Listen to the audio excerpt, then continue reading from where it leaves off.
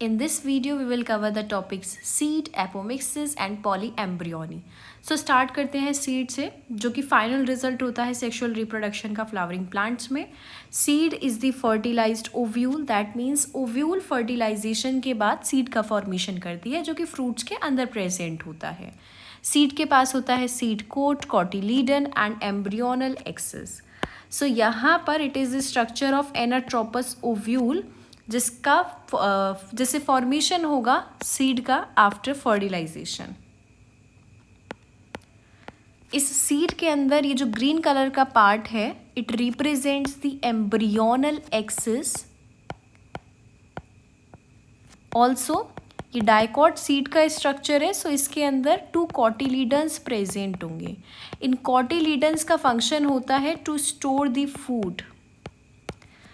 Ovule के अंदर integuments present होते हैं, आउटर एंड इनर इंटीग्यूमेंट्स, जो कि फॉर्मेशन करते हैं सीड कोट का. सो फर्टिलाइजेशन के बाद इन्हीं से बनता है सीड कोट. टेस्टा, टेगमेन, ये जो स्ट्रक्चर्स होते हैं ये इन्हीं इंटीग्यूमेंट्स से बनते हैं. ऑल्सो यहाँ पर प्रेजेंट है माइक्रोपाइल. ये जो माइक्रोपाइल है ये सीड के अंदर भी प्रेजेंट होगा, जो कि जर्मिनेशन में हेल्प करता है. अभी यहाँ पर मैंगो का फ्रूट प्रेजेंट है, इसमें हम देखते हैं that it is the fruit.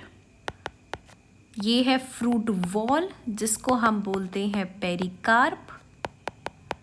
Also इसके अंदर प्रेजेंट है सीड. सो राइट हैंड साइड पर जो डायग्राम है, इसमें यहाँ है ओवेरी. ओवेरी के अंदर प्रेजेंट है ओव्यूल.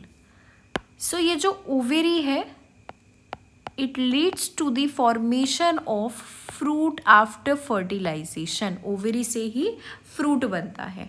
ओवेरी की जो वॉल होती है, that is the ovarian wall, ये फॉर्मेशन करती है पेरिकार्प का. एंड ओव्यूल फॉर्मेशन करता है सीड का आफ्टर फर्टिलाइजेशन. सीड्स को हम कैटेगराइज कर सकते हैं into endosperms and non endosperms. Non endosperms वो सीड्स होते हैं जिनका एम्ब्रियो डेवलपमेंट के टाइम पर एंडोस्पर्म को कंप्लीटली कंज्यूम कर लेता है और लास्ट में कोई भी एंडोस्पर्म इनके अंदर नहीं बचता है.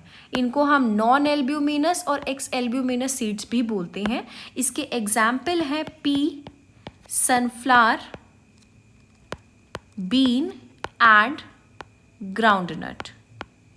ये एनसीईआरटी एग्जाम्पल्स हैं और इसको लर्न रखने की ट्रिक है PUBG, PUBG. P for P, U second alphabet of sunflower, B for bean and G for groundnut. Also non endospermous seeds जो होते हैं वो जनरली डाइकॉट्स होते हैं. सो ऐसे भी हम इसको याद रख सकते हैं. Eight the same time endosperms seeds होते हैं जहाँ पर एम्ब्रियो अपने डेवलपमेंट के टाइम पर एंडोस्पर्म को कम्प्लीटली कंज्यूम नहीं करता है और एंडोस्पर्म का कुछ पार्ट रिटेन रह जाता है सीड के अंदर, यानी कि बच जाता है. सो इसके एग्जाम्पल्स हैं सीरियल्स लाइक व्हीट, राइस, मेज एंड बार्ले. ऑल्सो इसके अंदर कोकोनट भी आता है, लास्ट वीडियो में हमने ये डिस्कस किया था, and castor. So endosperms seeds जो होते हैं ये जनरली मोनोकॉट्स होते हैं, बट यहाँ पर ये जो कैस्टर याद रखना ये डाइकॉट है. Next is perisperm. So this perisperm is the persistent nucellus, यानी बचा हुआ जो न्यूसेलस होता है. कुछ सीड्स ऐसे होते हैं जिनके अंदर न्यूसेलस भी बच जाता है, उसको हम बोलते हैं पेरिस्पर्म. इसको डायग्राम में देख लेंगे. यहाँ पे ये जो एनाट्रोपस ओव्यूल का डायग्राम है, इसमें आप देखो एम्ब्रियो सैक के बाहर प्रेजेंट है न्यूसेलस. तो यहाँ पर न्यूसेलर सेल्स प्रेजेंट होंगी और जिन सीड्स में ये न्यूसेलर सेल्स बच जाती हैं उन्हें हम बोलते हैं पेरिस्पर्म. इसके एग्जाम्पल हैं ब्लैक पेपर एंड बीट. दोनों एग्जाम्पल को याद रखना, जो बी से स्टार्ट है एग्जाम्पल्स वो पेरिस्पर्म के एग्जाम्पल है. Okay. Next is the types of fruits. तो इसको हम 2 कैटेगरी से डिवाइड करेंगे. First on the basis of dry and fleshy fruits and second on the basis of true, false and parthenocarpic fruits. So dry fruits के अंदर आते हैं groundnut and मेज. और फ्लैशी फ्रूट्स में आप बहुत सारे एग्जाम्पल्स हैं जैसे mango, orange, guava. Okay. Fertilization के बाद जो फ्लावर होता है उसकी ओवरी डेवलप कर जाती है फ्रूट में, और बाकी फ्लोरल पार्ट्स जो होते हैं वो डीजेनरेट हो जाते हैं, शेड हो जाते हैं। सो ट्रू फ्रूट्स वो हैं जहाँ पर जो फ्रूट है वो सिर्फ ओवरी से डेवलप हो रहा है। At the same time false fruits वो होते हैं जहाँ पर ओवरी तो कंट्रीब्यूट कर ही रही है फ्रूट फॉर्मेशन में, एट द सेम टाइम बाकी फ्लोरल पार्ट भी फ्रूट फॉर्मेशन में कंट्रीब्यूट कर रहे हैं। For example Apple, cashew, cashew होता है काजू, एंड स्ट्रॉबेरी। यहाँ पर थैलामस भी कंट्रीब्यूट करता है फ्रूट फॉर्मेशन में। सो एप्पल में अगर आप देखोगे तो डॉटेड लाइन के बाहर वाला जो सेक्शन है ये थैलामस का बना हुआ है, तो थैलामस इसमें डिजेनरेट नहीं होता है, फ्रूट फॉर्मेशन में हेल्प करता है। ऑल्सो ओवेरी जो होती है वो ये डॉटेड लाइन के अंदर वाला सेक्शन बना रही है। सो सबसे बाहर है epicarp, then middle layer mesocarp, और सबसे अंदर प्रेजेंट है एंडोकार्प। पार्थिनोकार्पिक फ्रूट्स की बात करेंगे तो ये वो फ्रूट्स होते हैं जो बिना फर्टिलाइजेशन के डेवलप होते हैं, और ये जो फ्रूट्स होते हैं ये सीडलेस होते हैं, फॉर एग्जाम्पल बनाना। और यहाँ पर ग्रोथ हार्मोन्स को यूज़ किया जाता है for the production of fruits. Next is the structure of some seeds. इसमें सबसे पहले है longitudinal section of bean seed. इसमें 2 कॉटिलीडन्स प्रेजेंट है एज इट इज डाइकॉट, और यहाँ पर प्रेजेंट है micropyle. Micropyle is a small pore in seed coat, जिसका काम होता है जर्मिनेशन के टाइम पर सीड के अंदर ऑक्सीजन और वाटर को भेजना। सो जो ऑक्सीजन या वाटर एंटर करता है सीड के अंदर वो इसी माइक्रोपाइल की हेल्प से करता है। लॉन्गिट्यूडिनल सेक्शन देखेंगे कैस्टर सीड का, इसमें 2 कॉटिलीडन्स होते हैं। It is the first cotyledon, और इधर प्रेजेंट है ये सेकेंड कॉटिलीडन। सेंटर में इसमें ये एम्ब्रियो है, बाहर सीड कोट है, और ये प्रेजेंट होगा एंडोस्पर्म। हमने एंडोस्पर्मस सीड्स के एग्जाम्पल में कैस्टर पढ़ा था, तो देखो सीड के अंदर एंडोस्पर्म यहाँ पर प्रेजेंट है, हाइपोकोटाइल रूट एक्सिस, और यहाँ पर प्रेजेंट है शूट एपिकल मेरिस्टेम जो रिप्रेजेंट करता है प्लम्यूल को। ऑल्सो यहाँ पे जो देखो नीचे बेस में स्ट्रक्चर है ना, इट इज़ कैरंकल, और इस कैरंकल का काम होता है वाटर को एब्जॉर्ब करना जर्मिनेशन के लिए। So it absorbs water for germination. Also ants जो होती हैं वो इस कैरंकल पे फीड करती हैं। आंट क्या करेंगी, सीड को ले जाएंगी एक जगह से दूसरी जगह, सीड डिस्पर्जन में हेल्प करेंगी, और उन्हें रिटर्न में ये जो कैरंकल है ये मिलता है एज अ फ्रूट। तो आंट्स के थ्रू जो सीड डिस्पर्जल हो रहा है इसको हम बोलते हैं मिर्मिकोचौरी। ये नेम आंट की सर्कुलर डांस के बेसिस पे पड़ा है।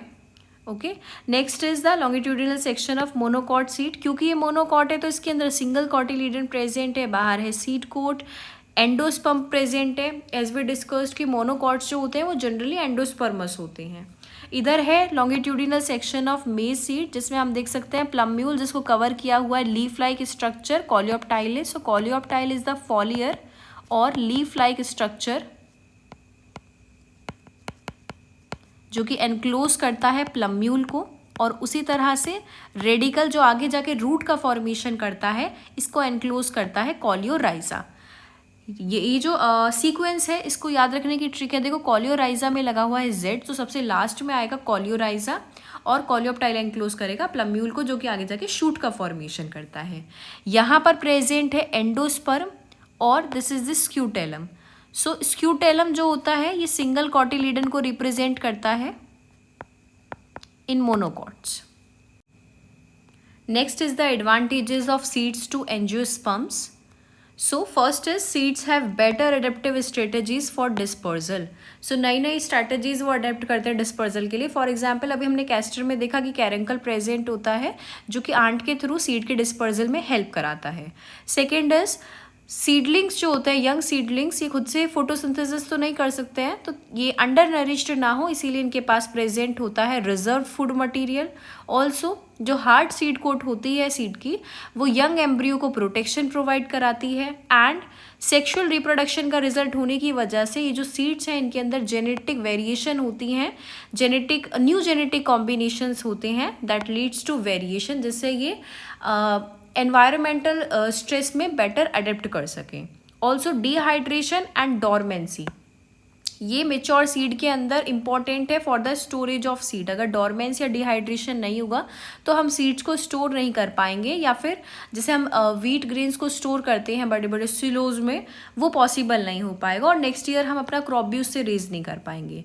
सो it's better to understand dormancy here. Dormancy होती है इनएक्टिविटी की एक state, so it's a state of inactivity within the seed, जिसकी वजह से सीड जर्मिनेट नहीं कर पाता है। Okay, next is seed viability. Seed viability होती है सीड का वो ड्यूरेशन जिसमें वो फेवरेबल कंडीशंस मिलने के बाद जर्मिनेट कर पाए।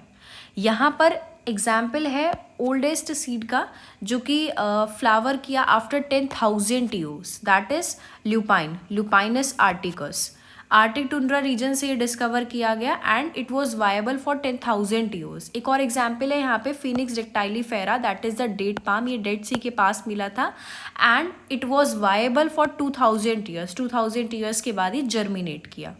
Fruits contain large number of seeds, for example watermelon, papaya, also orchids, जिनके अंदर thousands of tiny seeds present होते हैं। यहाँ पर और भी एग्जाम्पल हैं, पैरासिटिक स्पीशीज भी हैं। Basically these are root parasitic species, Orobanch and Striga.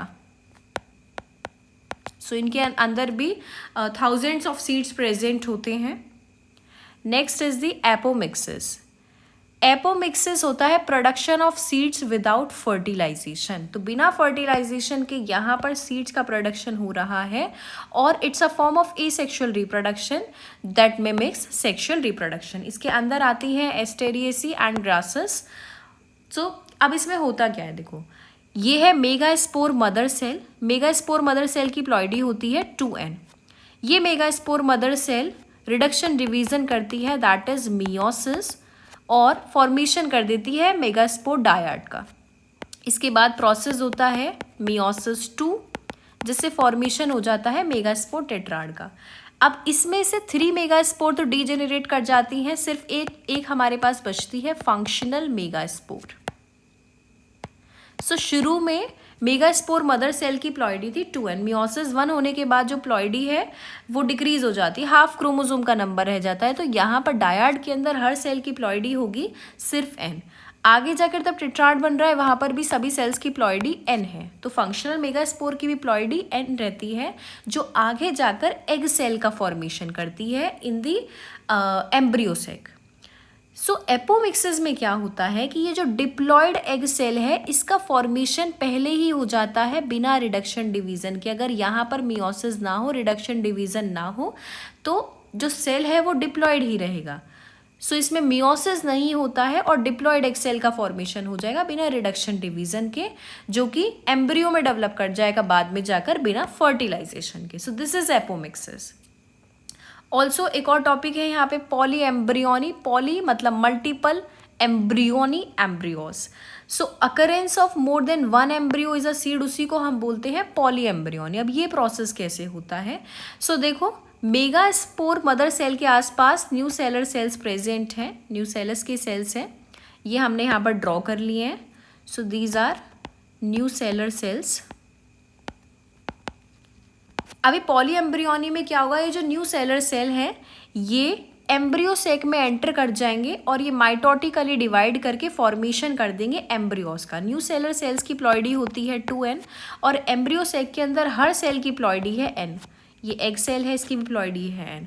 ये जो न्यू सेलर सेल्स हैं ये एंटर करे एम्ब्रियो सेक में और इन्होंने फॉर्मेशन कर दिया न्यू सेलर एम्ब्रियोज का। So these are the nucellar embryo.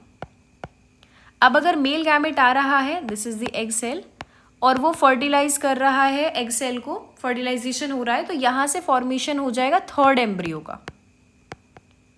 Okay तो यहाँ पे इस तरह से मल्टीपल एम्ब्रियोज का फॉर्मेशन होता है with the help of these new seller sales. So the new cellular cell grow mitotically and develop into the embryo by asexual reproduction. Polyembryony apomixis दोनों ही एसेक्सुअल रिप्रोडक्शन है। पॉलीएम्ब्रियोनी होता है citrus fruits में, like orange, lemon and in mango. अब यहाँ पर होगा क्या, देखो अगर हम लेमन को लें, उसको स्क्वीज़ करें तो उसके सीड्स इस तरह से हमें मिल जाएंगे। इन सीड के ऊपर से हमें क्या करना है, सीड कोट को रिमूव करना है, और सीड कोट रिमूव करने के बाद हम उसे एक वेट एनवायरनमेंट प्रोवाइड करेंगे जिससे जो एम्ब्रियो है वो उसमें ग्रो कर पाएँ। सो बाद में हम क्या ऑब्जर्व करेंगे कि एक ही सीड से मल्टीपल एम्ब्रियोज का फॉर्मेशन हो रहा है और वीकेंड से मल्टीपल प्लांट्स का फॉर्मेशन हो रहा है। सेम उसी तरह से मैंगो में भी हम इस सीड कोट को रिमूव करके ये देख सकते हैं। Next is apomixis versus sexual reproduction. तो हम डिस्कस करेंगे एपोमिक्सिस के मेरिट्स और डीमेरिट्स ओवर सेक्सुअल रिप्रोडक्शन। तो यहाँ पर ये एक सिंगल सीड है और एपोमिक्सिस के थ्रू यहाँ पर 2 डिफरेंट प्लांट्स का फॉर्मेशन हो रहा है by apomixis, plant 1 and plant 2। Okay so first है यहाँ पे there is no segregation of characters in apomictic seeds. हम हाइब्रिड सीड्स प्रोड्यूस करते हैं सेक्सुअल रिप्रोडक्शन से, तो फार्मर्स को उसका कॉस्ट बहुत ज़्यादा बैठ जाता है। उसका रीज़न ये है कि उन हाइब्रिड सीड्स को नेक्स्ट सीजन में वो फार्मर यूज़ नहीं कर सकता क्योंकि कैरेक्टर्स का सेग्रीगेशन हो जाता है। बट अगर एपोमिक्टिक सीड्स यूज़ किए जाएं तो इनमें कोई भी सेग्रीगेशन कैरेक्टर्स का देखने को नहीं मिलता है। तो हाइब्रिड सीड्स हम प्रोड्यूस करने के लिए एपोमिक्सिस को यूज़ कर सकते हैं। It's a plus point here. Second is the plants growing from apomictic seeds will have to share the endosperm। अब यहाँ पर इस सीड के पास जो एंडोस्पर्म था वो दोनों प्लांट्स यूज़ करेंगे, प्लांट 1 भी और प्लांट 2 भी। तो इससे क्या पॉसिबिलिटी है कि कोई भी प्लांट अंडर नरिश्ड रह सकता है। तबकि सेक्सुअल रिप्रोडक्शन में क्या होता है कि एक ही प्लांट प्रोड्यूस होता है तो पूरा एंडोस्पर्म उस सिंगल प्लांट को ही मिलता है। तो यहाँ पर ये एक डिमेरिट है। Also the plants of apomictic seeds are clones. Parent की बिल्कुल कॉपी होते हैं, क्लोन्स होते हैं। So they will not show any variation and may succumb to environmental stress. So it is possible कि वो एनवायरमेंटल स्ट्रेस में डाई कर जाएं, कोई भी नए चेंजेस ना आने की वजह से। तो this is also one of the demerit over sexual reproduction. Now it's time for some questions, and the question number 1 is the image below shows 2 germinated seeds, seed X and Y। seed X जो है ये produce हुआ है apomixis से और seed Y जो है ये प्रोड्यूस हुआ है सेक्सुअल रिप्रोडक्शन से। सो seed X के अंदर हमें बताना है number of embryo sac and ovule. First of all क्योंकि seed there is only 1 seed, so number of ovule will be 1 ovule के अंदर सिंगल एम्ब्रियो सेक प्रेजेंट होगा, सो एम्ब्रियो सेक भी 1। और यहाँ पर 3 प्लांट्स का फॉर्मेशन हो रहा है, प्लांट 1, प्लांट 2, प्लांट 3। जितने प्लांट्स होते हैं उतना ही नंबर हो जाएगा एम्ब्रियो का, so embryo number will be 3। Sexual reproduction से जो प्लांट प्रोड्यूस हो रहा है उसके अंदर सिंगल सीड है और सिंगल सीड से सिंगल प्लांट का ही फॉर्मेशन होता है। तो यहाँ पर एम्ब्रियो सेक और ओव्यूल सभी का नंबर हो जाएगा 1। Next question is which of the following statements are true related to seed X and Y. तो हमें monocot, dicot, endospermous, non endospermous ये इसमें से सेलेक्ट करना है। So it is dicot seed और यहाँ पर ये जो सीड है ये है नॉन एंडोस्पर्मस, कोई भी एंडोस्पर्म इसके अंदर नहीं है। सीड वाई जो है ये मेज का डायग्राम है, यहाँ पर स्क्यूटेलम होता है जो सिंगल कॉटिलीडन को रिप्रेजेंट करता है और ये है endosperm. So it is monocot seed जिसके अंदर सिंगल कॉटिलीडन है एंड एंडोस्पर्म प्रेजेंट है। सो यहाँ पर जो ऑप्शंस करेक्ट हैं वो होगा ऑप्शन नंबर फर्स्ट जो है, देखो ये इनकरेक्ट हो जाता है क्योंकि यहाँ पर आ रहा है एंडोस्पर्मिक, जबकि सीड एक्स जो है वो है नॉन एंडोस्पर्मिक। तो option number 2 is correct. Option number 3 कहता है सीड वाई है monocot plus it is endosperms, so it is also correct. और ऑप्शन नंबर 4 जो है ये इनकरेक्ट हो जाता है क्योंकि इसमें लिखा है नॉन एंडोस्पर्मिक। सो इसके अकॉर्डिंग यहाँ पर ऑप्शन बी करेक्ट है जिसके अंदर सेकेंड और थर्ड ऑप्शन है। Next question is the thalamus contributes to the fruit formation is. Thalamus हमने पढ़ा था 3 फ्रूट्स में कॉन्ट्रीब्यूट करा था फ्रूट फॉर्मेशन में. That was apple, strawberry and cashew. So यहाँ पर करेक्ट आंसर हो जाएगा option number C, that is strawberry. Next question is apomictic embryos in citrus arise from. So answer will be nucellus. Nucellus cells जो होती हैं वो embryo sac में enter कर जाती हैं और फॉर्मेशन कर देती हैं एम्ब्रियोज का. Next question is assertion reason. First is apomictic embryos are genetically identical to the parent plant. तो हमने पढ़ा था कि क्लोन्स का प्रोडक्शन होता है. So assertion is true. Reason is apomixis is the production of seeds without fertilization. So it is also correct. तो यहाँ पर हो जाएगा both assertion and reason are correct. Okay, the production of seeds without fertilization is apomixis. आप मुझे comment section में बताएंगे what do we call to the production of fruits without fertilization. Okay, next question is perisperm is the protective covering of seed which helps in its dispersal. So perisperm हमने पढ़ा था persistent nucellus. So it is not the protective covering of seed. Protective covering होती है integument. So assertion यहाँ पर है false. Reason है arypon ovary wall forms a pericarp which function as a fruit wall. Assertion is false, but reason is true. Next question is question number 7. In which of the following floral plants are many embryos formed in the seed without fertilization of the egg cell? So multiple embryos का formation होता है without fertilization. उसके examples हमने देखे थे citrus fruits and mango. So answer will be citrus, जिसमें आता है lemon, orange. Okay. Next is the part of the ovule that develops into protective coats of seed after fertilization in a typical flowering plant is. So the answer will be integuments. 2 integuments होते हैं जो tester tegmen seed coat का formation करते हैं. Next question, the mechanism to produce seeds without fertilization has evolved in the given family. So the answer is asteriasis. इसके अलावा grasses भी इसका एग्जाम्पल है. Last question is embryo formation without fertilization is observed in some species of. So answer will be mango. Polyembryony हमने पढ़ा था, embryo formation हो जाता है with the help of polyembryony apomixis without fertilization.